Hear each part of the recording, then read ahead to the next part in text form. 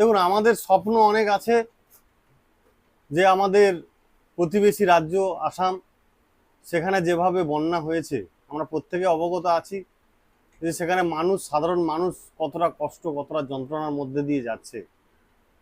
আমাদের মঠ মন্দির সেবা সহায়ক ট্রাস্ট উদ্যোগে আমরা কাকদ্বীপবাসী সবাই মিলিতভাবে সবার সহযোগিতায় আমরা আগামী 20 তারিখ মনস্থির করেছি যে আমরা সবার কাছ থেকে সাহায্যের হাত বাড়িয়ে, সবার কাছে সাহায্য গ্রহণ করে আমরা সবাইকে নিয়ে আমরা এই আসামের পথে রওনা দেব 20 তারিখ সন্ধ্যা 6টার মধ্যে।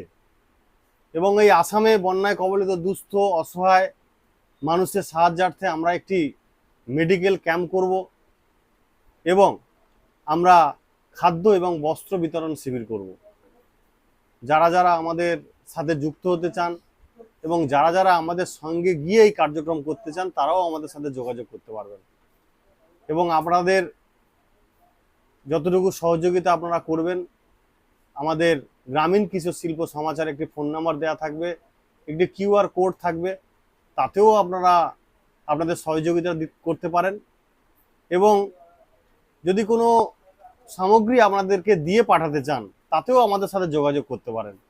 যারা মনে ভাবছেন যে আমরা যাব না, আমরা আমাদের এই ট্রাস্টের মাধ্যমে আপনারা এই সাহায্য সেই পর্যন্ত পৌঁছে দেবেন, সেটাও আপনাদের জন্য আমরা প্রস্তুত আছি এবং আমরা সাদরে সেটা গ্রহণ করছি। আসামের আমাদের মুখ্যমন্ত্রী হেমন্ত বিশ্ব শর্মা মহাশয় তো রয়েছেনই, তিনি তো সব দিকটা দেখছেন এবং আস্তে আস্তে কীভাবে আরও উন্নতি করা যায়, এই বন্যাটাকে কীভাবে মানুষের পাশে থাকা যায় তিনি চেষ্টা করছেন। আমাদের পশ্চিমবঙ্গের মুখ্যমন্ত্রী মাননীয় শুভেন্দুদাও হাত বাড়িয়েছেন, সাহায্যের হাত বাড়িয়েছেন। এবং আমি সবার কাছে অনুরোধ করব, যত NGO, যত ট্রাস্ট, যত সংগঠন আছে প্রত্যেকে মিলিতভাবে সবাই একত্রিত হয়ে চলুন আমরা আসামে যাই এবং সেখানে আসামে বন্যায় যে সমস্ত আমাদের ভাই বোনরা রয়েছে তাদের পাশে দাঁড়াই, তাদের কাঁধে কাঁধ রেখে আমরা একসাথে চলি। তাদেরকে যেভাবে তারা আরও উন্নতি করতে পারে, তাদের ঘর বাড়ি যেভাবে বিধ্বস্তভাবে ভেঙে গেছে, তারা থাকারটুকু জায়গা নেই, আমরা সবাইকে কিভাবে রক্ষা করা যায় বা তাদের কিভাবে পাশে দাঁড়ানো যায় সেই বার্তা নিয়ে আমরা চলুন আমরা আসামে যাই। এবং আমরা সেই আসামে আরও একবার বলছি, আমরা 20 আগস্ট আমরা আমাদের কাকদ্বীপ থেকে আমরা রওনা দিচ্ছি সন্ধ্যে 7টা থেকে।